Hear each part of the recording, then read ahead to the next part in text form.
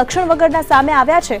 માત્ર અમદાવાદમાં નવા 140 પૈકી 89 કેસ સામે આવ્યા છે।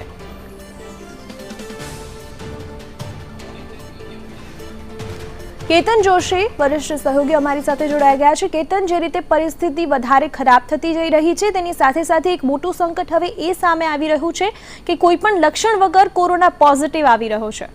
બિલકુલ, જો સૌથી ચિંતાજનક સમાચાર અને સૌથી ચોંકાવનારા સમાચાર એવું કહી શકાય।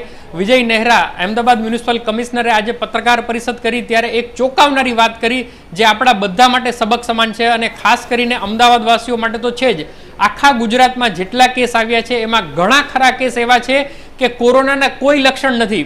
લક્ષણ એટલે શરદી, ઉધરસ, તાવ, આ કોઈ પણ લક્ષણો ન દેખાય છતાં પણ કોરોનાના કેસ આવ્યા છે અને છેલ્લે 140 કેસ જે અમદાવાદમાં આવ્યા એમાં 89 કેસ એવા છે કે કોઈ લક્ષણ કોરોનાના છે નહીં। અત્યાર સુધી આપણે બધા એટલું તો જાણતા થઈ ગયા છીએ કે જો તમને તાવ અને ઉધરસ એક સાથે આવે, ગળામાં તકલીફ હોય એટલે સમજી લેવું કે કોરોના કદાચ હોઈ શકે અને તમારે પરીક્ષણ માટે જવું પડે। પરંતુ છેલ્લે જે કેસીસ આવ્યા છે એના કોઈ કોરોનાના લક્ષણો જ નથી, મતલબ કે કોઈ પણ વ્યક્તિને કોરોના થઈ શકે છે।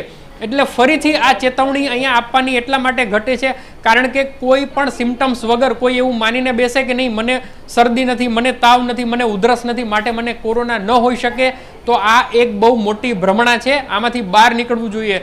ખુદ જ્યારે વહીવટીતંત્રના ટોચના અધિકારી મ્યુનિસિપલ કમિશનર જ્યારે આ વાત કરે છે ત્યારે બધાએ ચેતીને ચાલવાની જરૂર છે કે સાજો સરખો માણસ હોય એને પણ કોરોના થઈ શકે છે।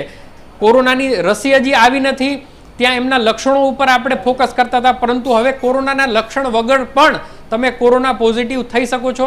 એટલે સૌથી ચોંકાવનારી બાબત છે અને આ માત્ર અમદાવાદ પૂરતું સીમિત નથી, રાજ્યના અનેક કેસ એવા છે કે જેના સિમ્ટમ્સ કોરોનાના લક્ષણ સિવાય પણ કોરોના થયો હોય એવા કેસ નોંધાય છે। માટે ઘરમાં રહો, સુરક્ષિત રહો અને સાવધાન રહો, એ જ એકમાત્ર બ્રહ્મ વાક્ય છે।